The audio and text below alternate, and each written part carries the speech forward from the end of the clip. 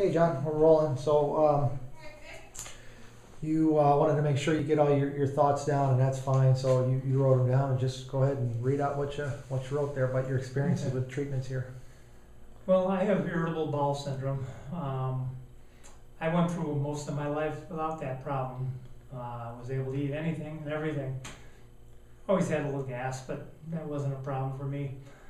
Then I got colon cancer, and that changed everything.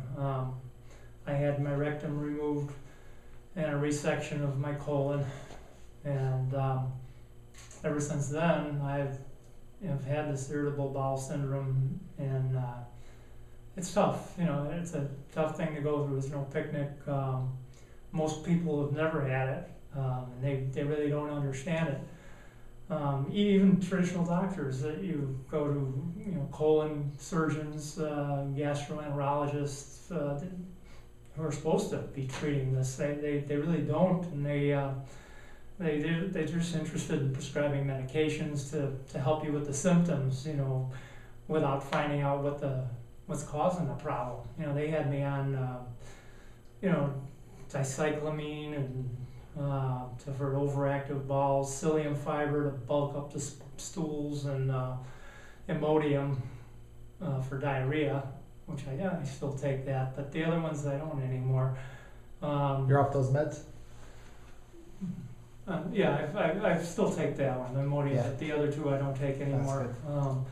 That's They never even did a stool sample to see if I had some kind of infection, parasite or anything. They basically just said this is the way it is and deal with it. With the drugs, which weren't really doing the job. I was in the bathroom way too much. I was going at least a dozen bowel movements a day, sometimes more. I had diarrhea several times a week. I had gas and bloating all the time. It was just terrible. My sleep was interrupted. It took me forever to get to sleep because I had to get up and down all the time, to go to the bathroom. And if I had fruit or salad or milk or yogurt or a lot of other different foods, the symptoms became even worse.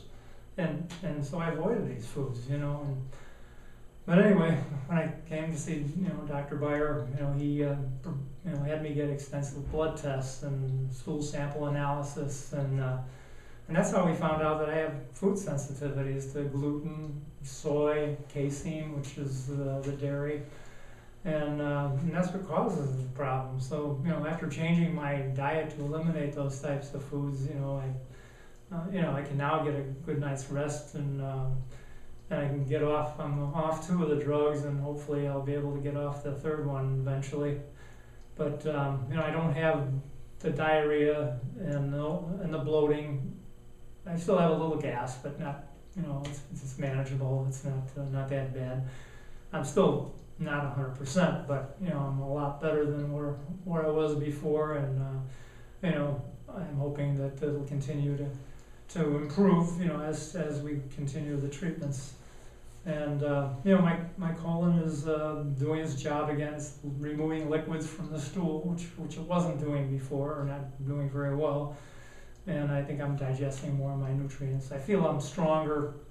I'm able to lift things that are were a little more difficult for me before. So now my goal is to try to gain some weight. I've lost 20 pounds going through my surgeries and other problems that I had related to, bowel obstructions and so forth, and now I want to gain that 20 pounds back, and I'm hoping that that's, what I'll be able to do next. I can now eat as much fruit and salad as I want, and I substitute almond milk and coconut yogurt for the traditional products, and eat all kinds of meats and most vegetables. Organically grown fruit and veggies and grass-fed meats and antibiotic-free poultry is highly recommended. And that's what I'm eating now. And I was able to ride my bike 40 miles a few weeks ago. That's awesome. So, I think that really tells the story. So that's about it. All right, we're awesome. You're doing great. And you were really a good example of someone who, even with the additional, I mean, you had these issues that we diagnosed, but in addition to that, you had the colon cancer and all that, and still, by addressing the things that we can address, you know, through the special lab testing and doing the neurological treatments too, getting the nervous system working good, you still got, like, what percentage, what would you say you're better overall? Well, I'd say probably about 75%. Yeah, you know, with the better than severe I was, case. you know. Yeah, with the severe case, Yeah. that's good. What's complicates me, I'm also, you know, I'm semi-incontinent too. You know, I have a pacemaker put in my butt to stimulate the sphincter muscle to do its job. Because the nerve that controls that was damaged during the surgery. Right, And, right. You know, that's been that's been helpful, but you know, I'm also going to be going for another treatment, Celesta, which is kind of bulking up the anal pouch area. So that's if we my knew next from the thing. beginning you had these other issues that, you know, the cancer and the damage from the surgery that we weren't able to help with, that, but still, even that was my point, is in spite of that, we still got you like 75% better by addressing the issues that we could. So even with a severe case like yours, we can get good improvement. So feeling better, right? Yeah, good. I do. You know, and I'm hoping to continue to improve. So, But yeah, and for those listening, we're 3 months into it. This is 3 months. You're dealing with this how many years, and through 3 months of treatment, and we're going to treat you probably another couple months and improve some more. But 3 months into it, doing a lot better. right. All right, great. Okay.